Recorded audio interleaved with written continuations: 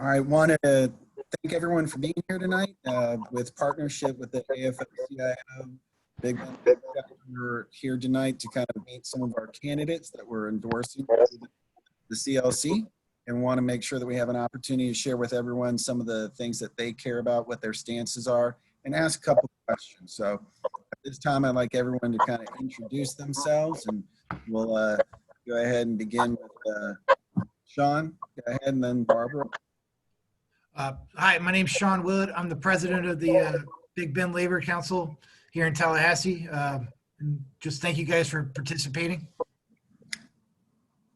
Barbara?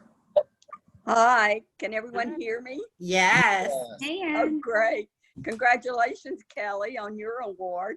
Oh, thank you. Thank you. Cool. Thank you. It's so great to have all of you on. And hopefully we have some of our leaders and activists in the labor chapter here in the Tallahassee area.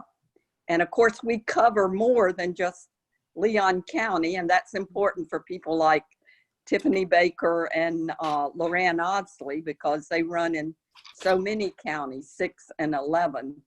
And so, as you well know, I'm sure from your screening, that we send out a mailing to all of our thousands of members in the area to let them know who we've endorsed, and that you've been screened, you've been asked the tough questions that relate to workers and our families.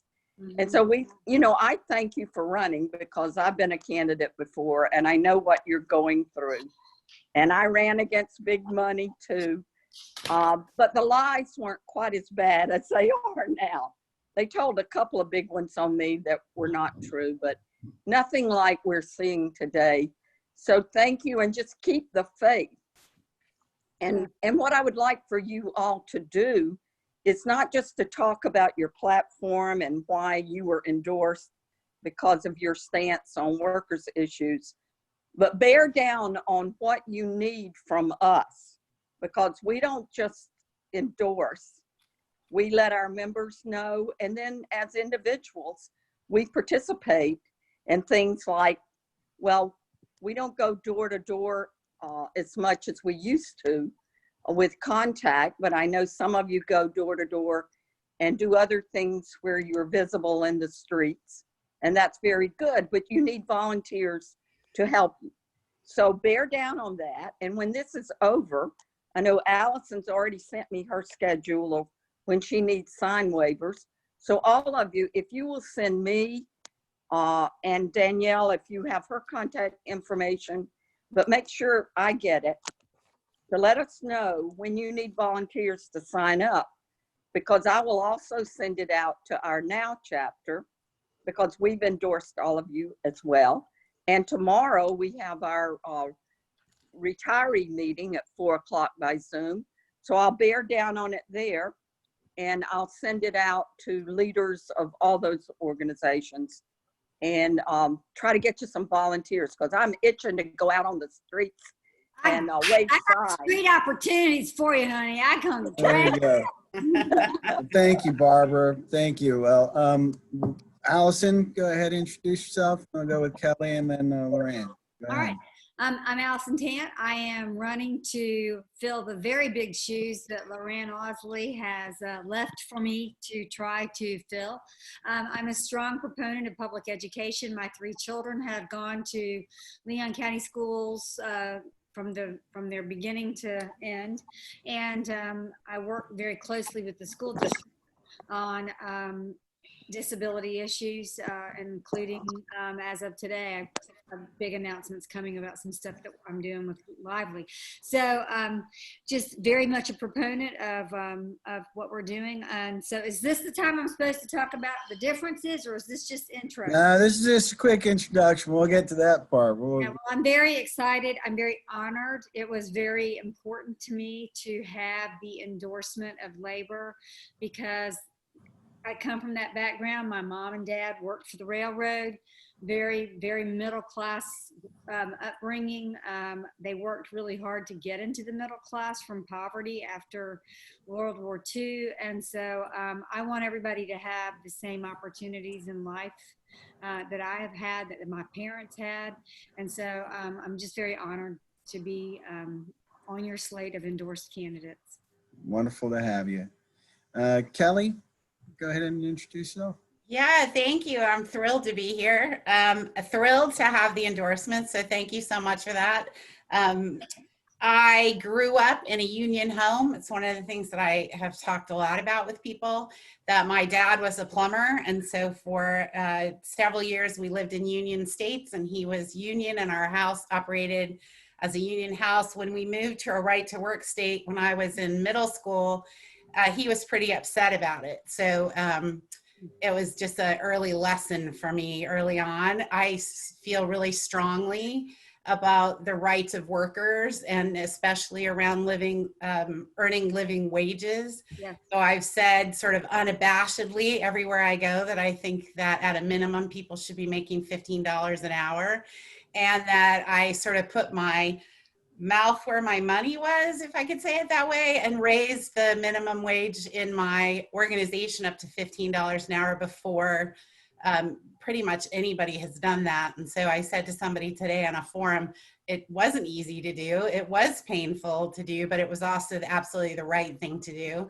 I have two children that grew up in the Leon County School District, and I believe that in elementary school in particular, they saved my son's life. And so I have extraordinary gratitude to the teachers that work in our public school system. I spent 9 years working at the Pace Center for Girls, where the school district kept insisting I was a principal, and I kept insisting I was a nonprofit executive, but it did mean that I was at administrative meetings for 9 years and really got quite embroiled in the school system. So I'm thrilled to be here. So grateful for the endorsement, and really happy to be here tonight. Thank you. Thank you for being here. And we're happy to support you. And as Barbara said, whenever we get done with this, any kind of volunteering opportunity to have, make sure you let us know, and we'll share those out as well. Great, So, thank you. Lorraine, welcome. You're muted. I'm going to unmute you real quick, or ask to. Every day, 10 a day, we can't get it right. So thank you for the opportunity. I'm really honored to have the endorsement, and I am excited about working together to make real change. And I'm excited about Allison and Kelly, and there's a lot of work to be done. So I'm Lorraine Osley. I'm currently the representative for District 9, and I am seeking to follow in the footsteps of Senator Monford.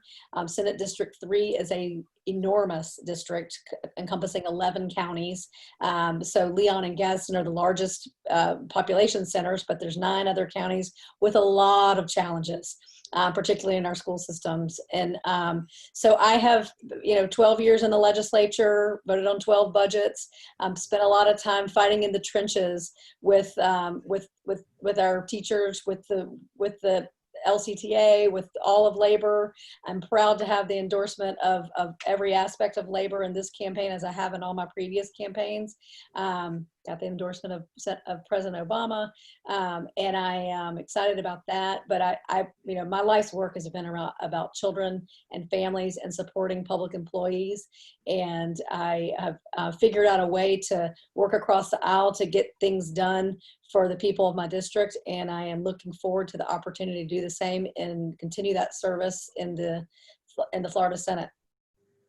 Wonderful. Well, we're going to kind of go into a couple of questions, because I think this is going to help differentiate, so people, when they're making their decisions and stuff. One of the things that we were going to ask is, what is it that you see that is that distinguishes you from your opponent the most? Like, what are the things that you will advocate for, support, that you think are very important, that maybe maybe your opponent doesn't necessarily see eye to eye with you on that part? So Allison, would you like to go?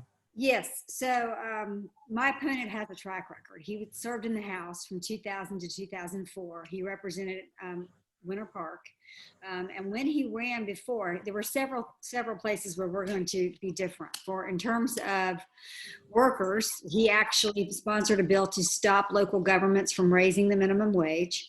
He ran on a position that 25% of the state employee workforce should be reduced. He also was a key proponent of the bill that abolished the civil service or select exempt service system for state of Florida workers, making it easier to fire veteran employees. And he now wants to then be the representative for the state employees that he spent years undermining.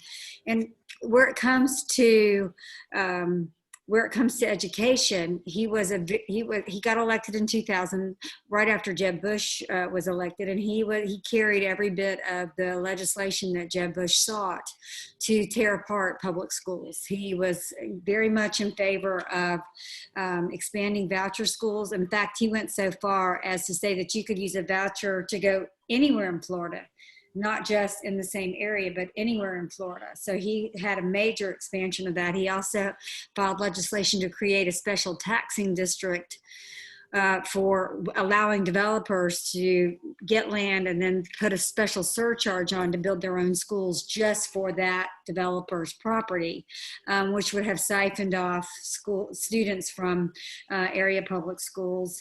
And, there's not been a single place that he's gone that he hasn't done. You might recall the sit-in on affirmative action that we had. You might recall that when Tony Hill and some of our other friends, he was the sponsor of the bill that abolished the affirmative action in Florida. So my opponent has a track record. We don't have to wonder where he stands on issues related to education, on issues related to workers. On the Tallahassee Democrat Forum that we had, he was very, very, very vocal about wanting to see more voucher schools versus less. And as a mom whose life was made, some of you may know I have a child with disabilities who's been in an ESE from K3 or pre-K 3 through age 22. Those years where things are working right for him absolutely showed me up close and personal exactly the value and how critical a strong public education is to our workforce. Not just because we're training workers for that workforce, but for those of us who are working in that workforce to have that peace of mind that our children's best interests are being attended to so that we can focus on the important work that we all on this call have to do every day. So literally, I believe, the critical workers that are actually on the front lines for us across the board are what we saw it firsthand in Leon County when we had the school bus problem. This is the no joke rule is in effect, and we have seen it up close and personal when it doesn't work and why we have to be there for our workforce. Well, so thank you. I'm coming from on that. Wonderful. Kelly, would you kind of share with us right now? So I think that big thing, I think that my opponent is Carolyn Cummings, and I think she's a very nice human. I think she's done a lot of really good things, and I don't have any personal issues with her whatsoever. I just think I'm the right person for right now in Leon County. And the biggest reason is because for the last 25 years, I've really been out here doing as much as I possibly can do to take a leadership role and create lasting, sustainable change in the community. And those weren't volunteer hours to me. I wasn't counting my volunteer time. It really was digging in wholeheartedly into the community and trying to make sure that I could do everything I could to make us the best that we could be in collaboration with other people.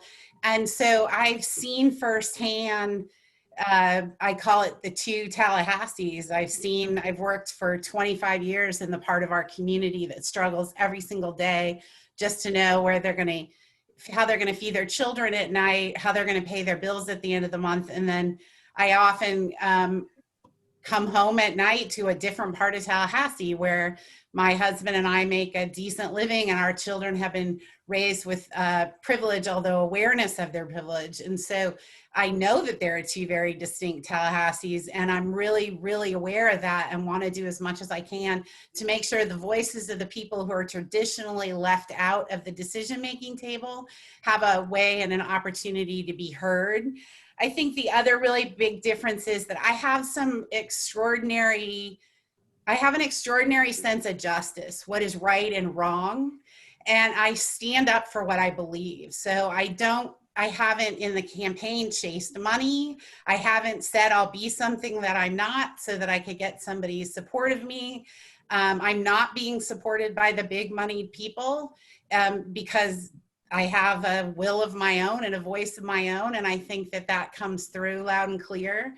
And so for me, I want to do the right thing for the majority of people when the majority of people are making a decision that really helps the most of us that live in this community. Not the majority of people that have the money to do the decision making, but the majority of people that know what's in the best interest of the greater community. So I think those are the big differences that I see between the two of us. It's just, I think I'm the right person for right now because the poverty rate has been increasing, the crime rate is going up, those two things are attached, and those are the people that I've been serving for 25 years. I know them, and I know how to fight for them. Wonderful, wonderful. Thank you.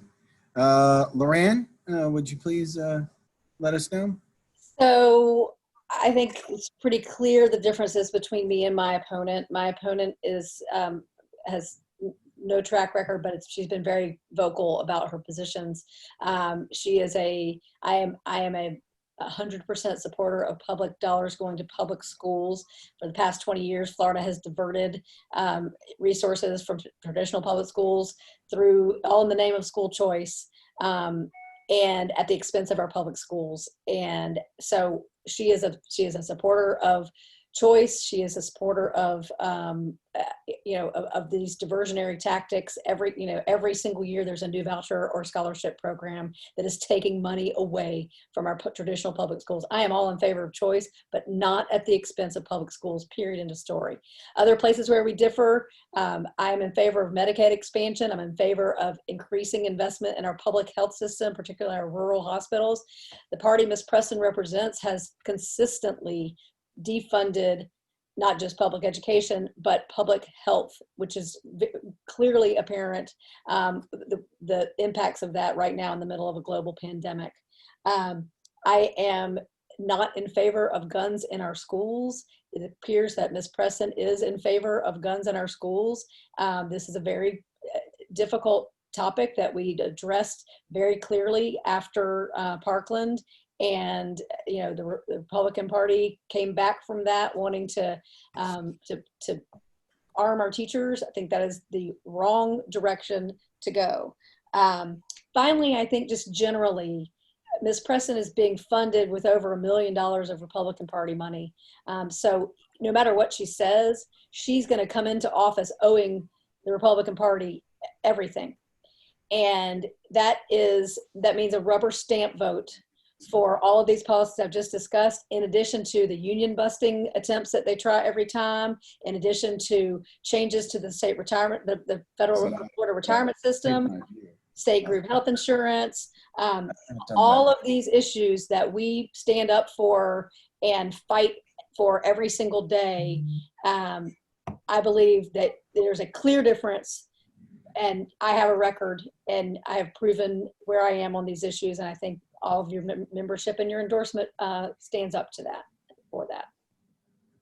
Thank you. Appreciate it. And I just want to say, I've only hosted like one webinar and didn't realize we were in practice mode. And so we now have students that have joined us.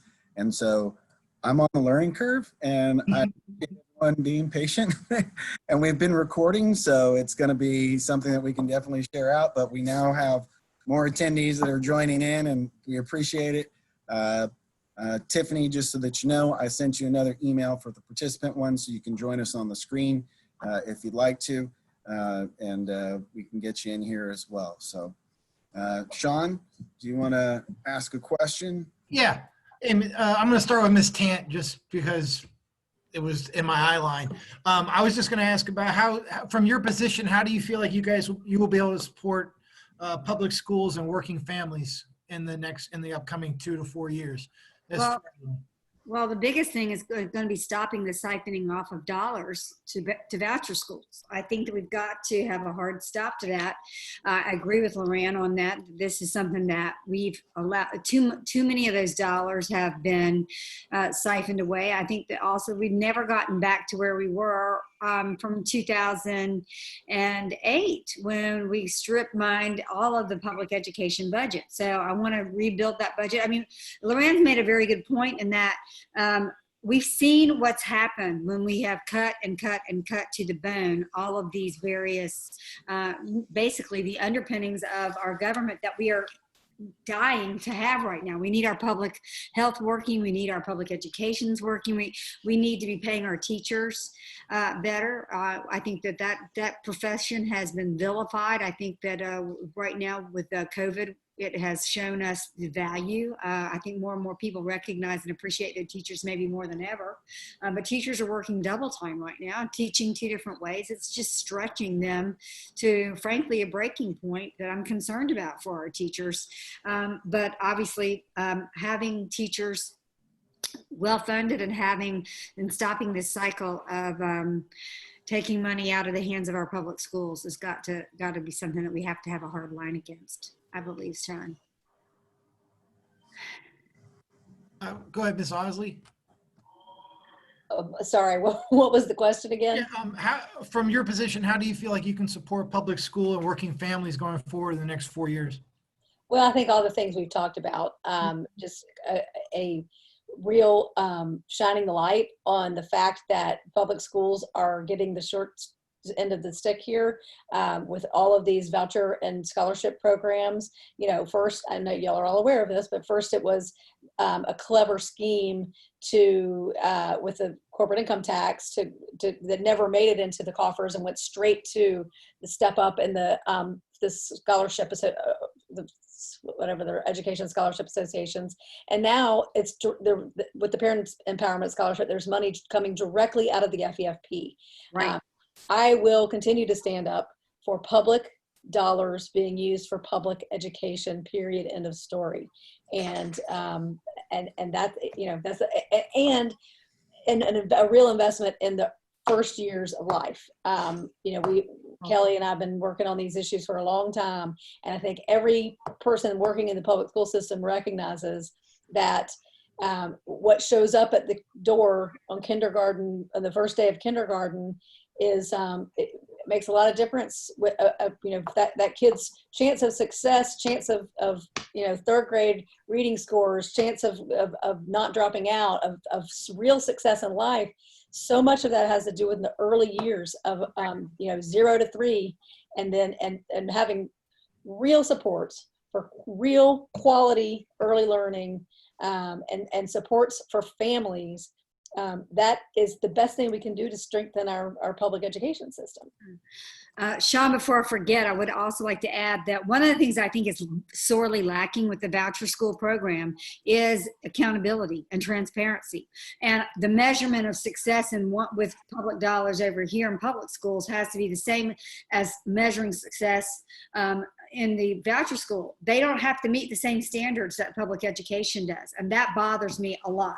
And so I think we need to start building in some of those accountability measures. Sorry about Barry walking in the background. Happens. Very So at least the dog's out of the room. He started barking. I got Danielle to come get him. And so I think that there's got to be some standards built in for public dollars. And when they're used by private systems, some of those private systems have to start meeting some of these certificate standards and accountability measures. So otherwise, it's got to stay in the public dollars. Have to go to public schools. And Ms. Adi, would you like to expand on, like, especially interesting from the county perspective, how would you see a way that you guys could support working families in public schools? So the biggest thing I'm contributing are 2 children who are majoring in education. And so I have a social studies teacher and an English teacher on their way to the public schools. So I'm really excited about that. I think the biggest thing that I can do at the county level is continue to work on poverty, because the children, I think we bring children into the school system and expect teachers to address issues that have nothing to do with the school system, and really have to be the burden and responsibility, the love basically of the broader community, that we have to recognize that it's our responsibility to help make sure that those kids are ready to learn by the time they get to school. There's people want to know how to solve the crime issue. I keep saying to people, don't you think it's ridiculous that in Leon County, a little over 50% of our county budget goes to arrest, incarceration, and detention? That is just ridiculous to me. And so the old proverb is that if you planted a tree 20 years ago, today you have a tree. And the next best thing is to plant it now. And that's how I feel about prevention. I think that we failed to plant the tree 20 years ago, and what we have now are overburdened criminal systems. The jails are overburdened. We're arresting and incarcerating way too many people. But if we did true prevention and really help the community avoid going down that path, we would have children that, instead of being on a trajectory to get into the criminal system by the time they're adults, that we would actually have them going to college or into a trade school, something that would be much better for them. So that's, I think, the biggest thing that I can contribute as a county commissioner. Ms. Baker, are you still there, Ms. Baker? Ms. Baker has to jump between two different meetings. Hi, Ms. Baker. So we're going to give you a chance to introduce yourself, since you were stuck on the other meeting. And then the question we were just kind of playing around with was, from your position, how do you feel like you can support public schools and working families? Okay, sorry. Yeah, I'm jumping between two forums right now. We're having a technical difficulty with my other forum that's driving me absolutely nuts. So our Ben and Daryl Tiffany Tuesday was supposed to start at 6 o'clock, and it's 6:25, and it has 6:27 and has yet to start. So, yes, but thank you for accommodating me, and it is a pleasure to be here and speak with the members of the union. I am Tiffany Baker, and I'm running for circuit judge. Born and raised here in this community in the Big Bend area. Grew up in Quincy, Florida, to two hardworking middle-class parents. My father worked at the Florida State Hospital and retired from there after working there over 25 years. That is actually where he met my mother. She was a mental health counselor and served as a mental health counselor for her entire professional career. She worked with the Department of Corrections and the private prison system, Horizon, and oh, Attorney Ben Crump just got on. Okay, hold on just a second. I'm so sorry, y'all. Hi. Hey, how y'all doing? Good. How are you? I'm good. Okay. So what we'll do is we'll I have no idea what we'll do. I'm sorry, Scott. We're going to pause my session and just keep them waiting, and I'll finish introducing myself. How does that sound? Sounds great. Okay. So yes, both of my parents Okay. retired. Oh my goodness. An idea of what's going on. She had another appearance. This is a complete disaster. Forgive me. But yeah, so my mother retired from the Department of Corrections after working over 20 plus years as a mental health counselor. Like I said, grew up in a middle-class family, two hardworking individuals. And from what I learned from my parents is, you treat people right and good things will come to you. You treat people with dignity and respect. It's the Southern way. And you work hard.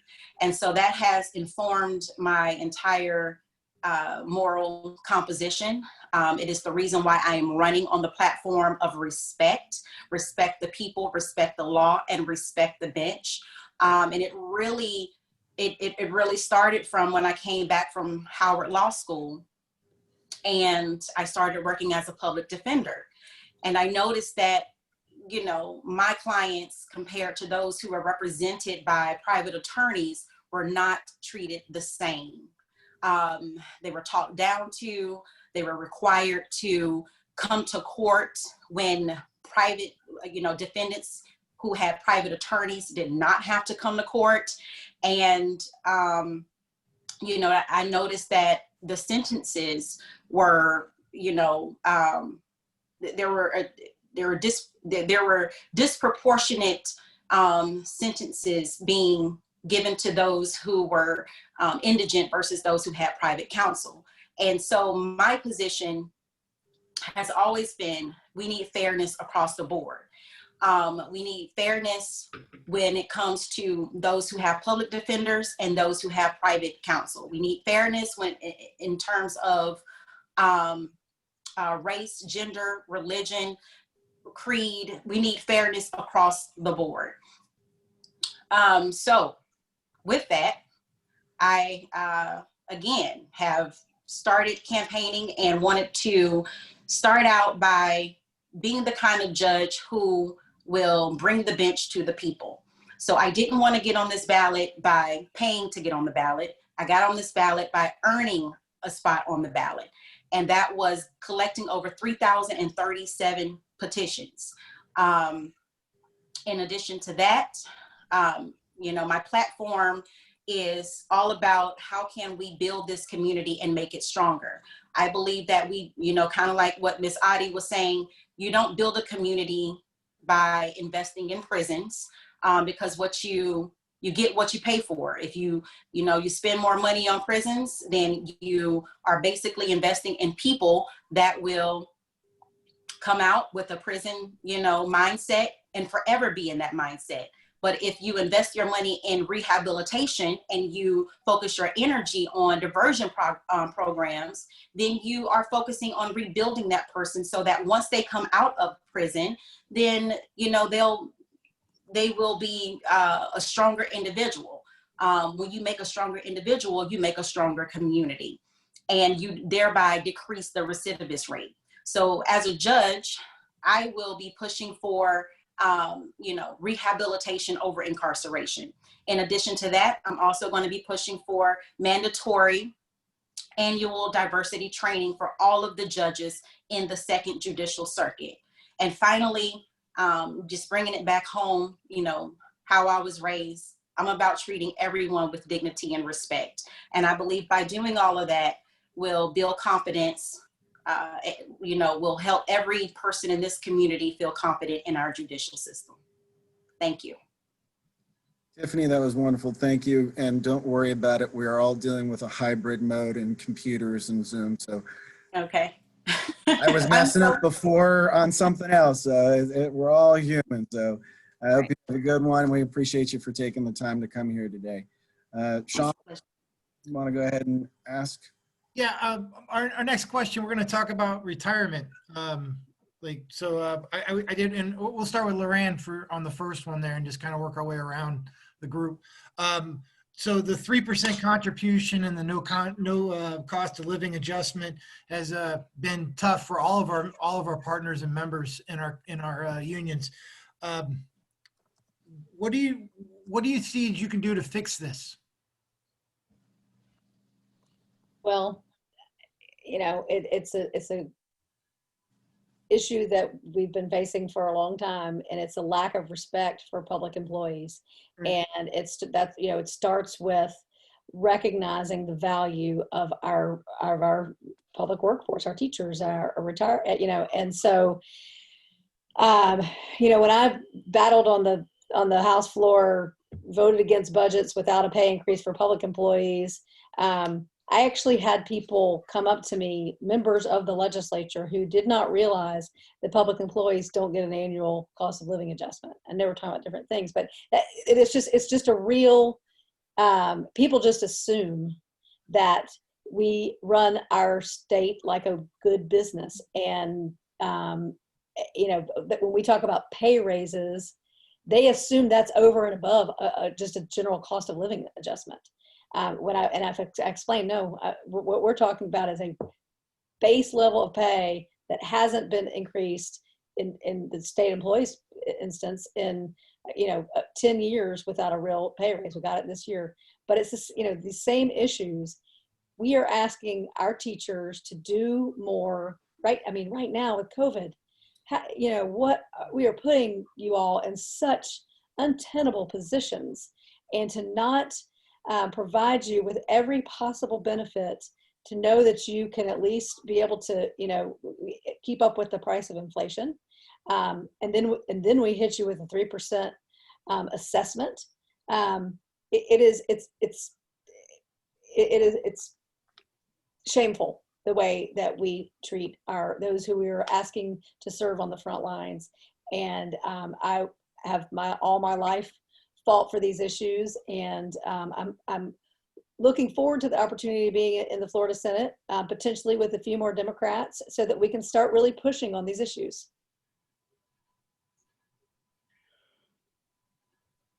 Ms. Tan, we'll have the same question to you. Well, my parents had defined benefits with the railroad. And so I saw their paychecks come in. I saw that they had health care that they lived with and benefited from their entire lives. They had that retirement benefit that they got. They both worked for the railroad, so they got actually the benefit of each other's retirements as well. Their quality of life well into their old age was greatly enhanced as a result of it. And I don't honestly know how they would have survived without me being able to be a support for them for the long haul. So I think that Loren's exactly right. I think that there is an education issue with our members of their legislature that we need to work with you all on to make sure that the legislature understands that you all don't get a cost of living. I think that is something we should build in. I think it's shameful, it's deplorable that you all are doing what you're doing. And I mean, I've worked now with public teachers to do a summer program for the last 4 years where I have literally been in the trenches with our teachers, and I've seen how hard they work. And it's never, the day doesn't end for our teachers, as you well know, at 3 o'clock when the students leave. I mean, these teachers work all well into the evenings, weekends, and of course, as you well know, pull into their own pockets for school supplies and stuff for a needy child. I know teachers who bring lunch for hungry children. I know teachers who bring coats for children who are cold. I've seen it. I've actually contributed to teachers who've been doing that over the course of my children's lives. There was a child who was taking lunch out of my own child's lunchbox, and I just packed 2 lunches every day so that there would be an extra food in the lunchbox for that hungry child. So this is something I know that our teachers are heroes for, and I know that our public employees in the Capitol right now who are working around the clock and working from their homes to be there for Floridians who are struggling, they're not appreciated either. And they're grossly underpaid, grossly underappreciated, and demonized. So that is something that I think that we've got to do better by across the board for our workforce in Florida. And I think that Loren raises a really important point about let's think about an education program to educate our fellow legislators about the fact that there is no cost of living increase and that we're not running state of Florida like a business with that.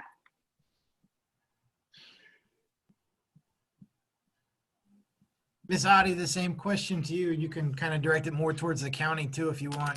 Well, they're not a member yet. We're going to try and grab them. Yeah, clearly at a policy level, I wouldn't have a lot of input on what's going on in the legislature other than as a human being, as the member of the community, as the mother of 2 future educators. I think it's a tragedy that people believe that when teachers sign on to become teachers that they're taking a vow of poverty. I think that's just ridiculous given the amount of importance that they have in the lives of not only our families, but of our future workforce. So what I commit to doing is using my voice, standing up for what I know is right when it's right, walking with teachers when they want me to walk with them, and every platform and every opportunity that I have speaking up about what needs to happen. We're going to go ahead and go to some of the questions in the chat. One of them was from Sandra Mettert, who is with LCTA. She asked, what can, I'm just going to read it. You might have seen it. Real life happens just like in the classroom. What can be done about the digital divide? Loren's been working on that from the beginning. So I'll let Loren lead start. off on that.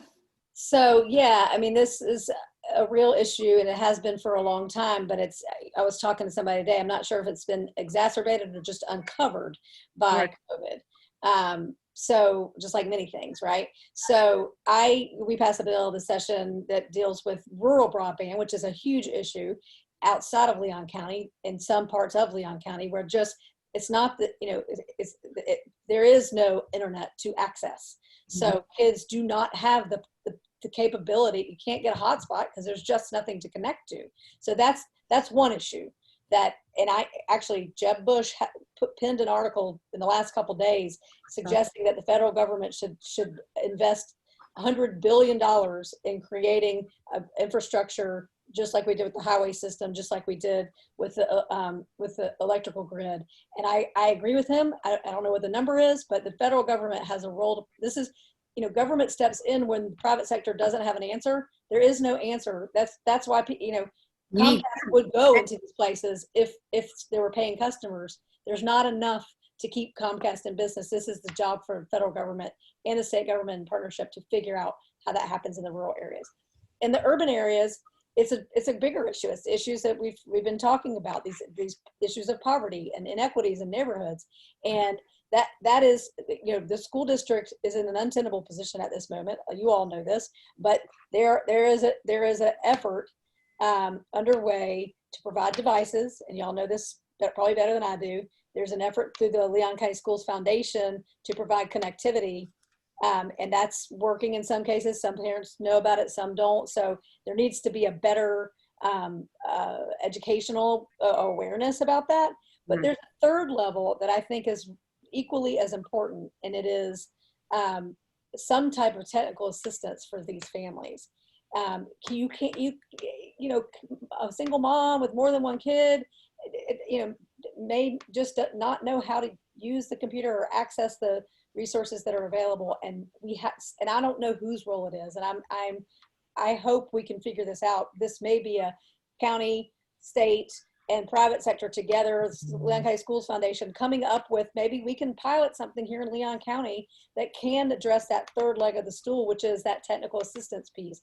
We in South City Foundation are working very hard on the South City neighborhood.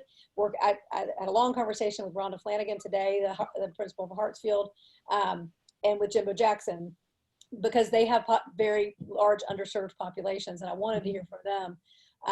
And these are all big issues, and we've got to be able to tackle them, but it's going to take all of us together, because those kids that don't have access are falling farther and farther and farther behind, and the burden of this is falling on minority children, children of color in Title I schools.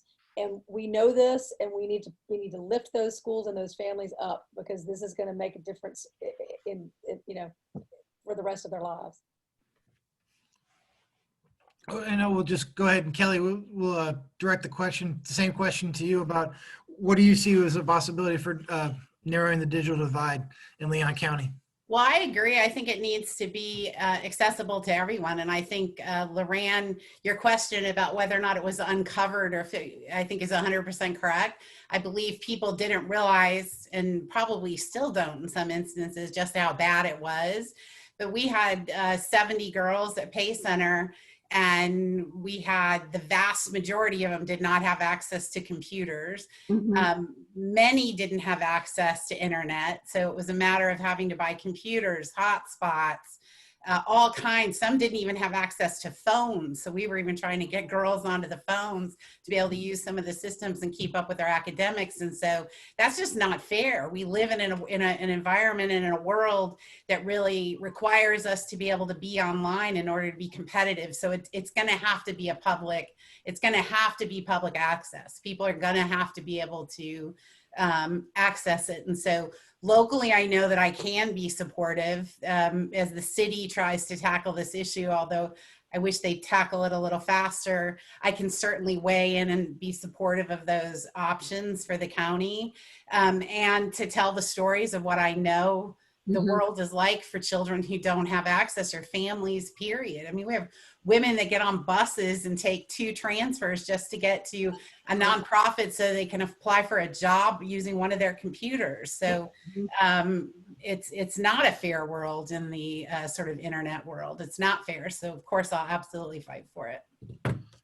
And, The 50 go ahead. students that I ran the summer program for this summer, the 50 students with disabilities, not only was there an access issue, there was an understanding issue. So we actually spent the first 3 days of the summer program teaching students about Zoom and teaching their parents about Zoom. They became quickly prolific in it, but and very, very good with it. But we had to get devices to students, and we had to actually, one student lives in a group home, and we had to find someone who could help her access the Wi-Fi in the group home. The digital divide is real, and there were some students whose parents just felt like they couldn't manage it. They couldn't manage, they didn't have access, so we had to figure out how to serve that student outside the home, but still safely serve that student outside the home. And the reason it's more important for us to figure out is, in addition to the educational pieces, so many jobs are now being done remotely. And so we are teaching our next workforce, and that workforce has to include job preparation for working remotely. And so that is something that I think is part and parcel with this. And I've actually already had some conversations with Comcast and some of the internet providers about how we can work on this, how we bridge the digital divide. I don't have answers yet, but I know that there is an appetite for working together to do it. So that is something that I think that it needs to be pursued and will be pursued. And I'm confident that our local government, our school district, and with Loren's help, we'll be able to partner and get things done. Okay. So we've actually been on for almost 50 minutes, and we did say we would be done at 7. So we're going to use the last question here as kind of like you to wrap up what you want to say. So let's try and keep our answers to 2 to 3 minutes. Yeah, you're asking great questions. These are awesome. And they are, and we're taking the ones off of we're taking the ones that were being asked by the people for these last couple. So Stacy Thompson asks, what do I tell my students who may not be ready to vote? What you can do for them? So that sounded better when I read it to my head. Stacy, you want to shoot? So let me try that again. What do I tell my students who may not be ready to vote? What you can do for them? I guess we'll just go with it. Answer the question to the best of your ability. We'll start with Kelly. We'll let you go first. So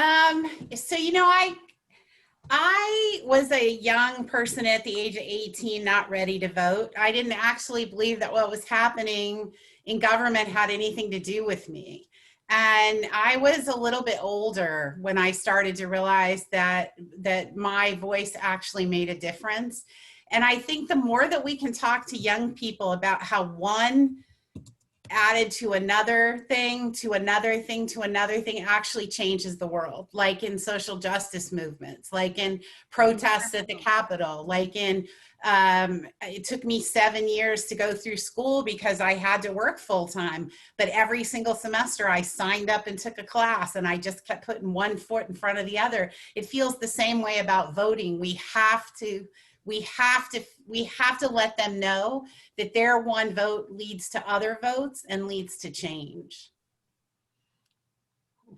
We'll just go down the line. Ms. Tant, you can go ahead and go next. Sure. So I'm a big believer in the youth voice being heard. I was the one that brought the kids up from Parkland to be heard at the Capitol. I was determined. I will tell you that I was listening to something on NPR about one of the students who was in one classroom while his disabled brother was in another part of the school, and he was laying on the floor, not only wondering if he was going to survive, but how his brother was doing. And I thought that could have been my children at Leon High School. So I said, if I have to pay for him to bring him here myself, I'm going to. And before I knew it, everybody in their world and the brother was signing on to help me get him here. So I said, what the hell? Let's do it. So those voices carried more weight than anybody here on this Zoom. I will just tell you that much. We got the first real action on gun reform that we've ever had. And while it didn't go far enough, and in some respects with the arming of the teachers went too far, we got some stuff done that never would have happened without the young people at the table. You can look at the environmental justice movement that's been going on. I will also tell you that the best thing that I have done in the last 2 years was walk the halls of the Capitol with 2 students from Rickards High School who went office to office with me when we could visit with legislators, who said, we don't want guns in classrooms, and let me tell you why. I go to Rickards High School. My classmates live with gun violence in their neighborhoods. The only break they get from guns is at school. Don't let teachers be armed. Please take that trauma out of their line of vision for at least a few hours of their day. That was far more effective than anything Allison was going to say as a mom. I was like, heck, I'm going to keep my mouth shut. Y'all just do all the talking. And they were far more persuasive. So our young people matter, their voices matter, their experience matter. And I think they're pretty darn good, effective communicators. They can spit all this stuff out in 3 or 4 words, where the rest of us are yammering on and on. So I mean, I want young people up in my office every day of the week, and so yeah, it's a big deal to me. So you matter, and your voices matter, and you better get your butt to the poll because we need you. There you have it. That was a good one, Miss Osley. So I don't know if I can top either of those answers, because they're both very heartfelt. And you know, I was in the Capitol after all that was going down. I saw the power of those voices, Mm-hmm. and who can't notice the power of these voices after the George Floyd killing? I mean, and these protests and peaceful protests, and people get, you know, these are really, really important times. And it is your youthful voices that are going to carry the day. And I'll just say something just specifically, because you said to sort of wrap up, about my race, because I think it's important to note that there's a lot of ugliness and nastiness and untruths going on in Senate District 3 race. And it's being funded by, you know, we're well over $1 million now on the Republican side. And, you know, I think your voices are, how can we stop that? We can win. We can win this election, and we can take back the Florida Senate, and we can start making the right policy decisions for the people of Florida instead of for the special interests of Florida. It is time. I think young people understand that and will help us do that. But we've got it, just like Kelly said, we got to do it one vote at a time, one election at a time, one election year at a time. But this one is really important, and we need you. All of us on this call need you, because this is really one of those, we say it every time, there has never been an election this important. Our nation's at a tipping point. I firmly believe that, and certainly our state. We got to get Lorraine elected for sure. So volunteer stuff, can I talk about that, or are we out of time? Well, no, is Tiffany, or is she on there? Tiffany, she's still on here. She might be. Yeah, she's on the other, she got the other one. She might be between it, so. Yeah, that's okay. So ready. I think Barbara, I think we're going to go ahead and wrap it up. And I know all of you guys have websites, and Yeah. We'll send those all out to our members, all of our members. We're going to, go ahead, Kelly. You're on mute though. Still on mute. Come on, Kelly. Come on, Kelly. You can do it. Unmute. There you go. Well, too close. Sorry. Scott's messing with you. Sorry. Okay, sorry. I didn't even Trying know to help. myself. So I just found the chat box, and I realized that I answered the question about retirement wrong. I thought you were asking me the question about how to advocate. I think I got caught up in how to advocate for the state employees' retirement system. And so I think what David is asking is, what about the county employees? And absolutely, I want them to have, I think they're really quality employees that work at the county, and that they deserve 2 things. First of all, they deserve to be making a living wage, and many of them don't. They're paid under $15 an hour, so I'm going to fight for that tooth and nail. And I would stand between anybody in the retirement system, because I worked in nonprofits for 35 years. I don't have a formal retirement. Everything I have because we pieced it together, or through my husband through the state retirement system. I don't have one. So I actually know what it feels like to realize you've given your life to something and that it isn't going to take care of you in your old age. And so I would never want that to happen to a county employee. So I'm sorry that I didn't realize I was paying no attention. So sorry, David. That's so awesome, Kelly. Thank you for following up, and I apologize for not following back on the question. But I will say, so like I was saying, is like you guys all have websites, and we're going to send those out to our members. Barbara hit all the really important stuff when she talked, but just to reiterate it, you know, this needs to be a two-way street. But we need you guys asking us for help, and before we come asking y'all for help. So like when, you know, sign waivers and all that stuff, it may be 1 or 2 or maybe 10, but we'll get somebody. So it is 6:56, which is close enough to 7 that I feel like we should end it. And I see Ms. Tant's already asking for bodies, so good job. Oh, yeah. And the last thing I'll say is we're going to send the rest of the questions that we didn't get to. We're going to send them to you, and we'll see if we can't get those out to our members. Barbara, do you want to say anything? Just everybody, that all the participants, from the teachers, the state employees, postal workers, on and on and on. Let's really do this. This is so important for our county and our state.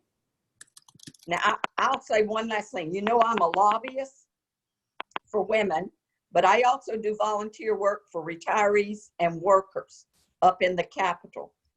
We must get Loran Audsley in the Senate, because that's the only way we can stop all this foolishness against workers that comes out of the disgusting House of Representatives.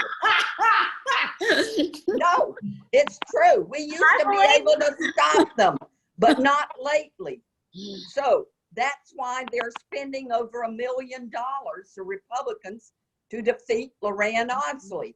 They don't care how they do it. They just want to do it because they know we might pick up a couple of more Senate seats where we flip from Republican to Democrat. So this is very, very important. And of course, you know, I'm working hard for Allison. We want to crush Callinger because he knows he can't win this race, but we want to send him a clear message. He thinks Leon County is too liberal. So let's help him move out of the damn county because he wants to run for county commission. Thank And you. Kelly Oddie knows how to get things done. She's done it for 25 years. She knows about the inequities, the inequality between different sections of Leon County. And I think she knows how to bridge that gap. And that will help our kids as they go to school and into the workforce, and hopefully not into prison. And the last thing I'd like to say is make sure you vote for the Children's Services Council. Barbara, wonderful job as always. Thank Sean, you. excellent job as the president of the CLC. Glad to have you there. And want to thank all of our panelists, Tiffany, Kelly, Allison, Loran, and the attendees that have joined us tonight. And we will make sure that we share out this recording with all of our Leon Classroom Teachers Association members so that they can also hear from you. And AFL-CIO. And AFL-CIO, and we'll be in touch with you soon, okay? Thank you. Thank you, guys. Thanks, guys. Sean. Bye, everybody. Thanks. Bye.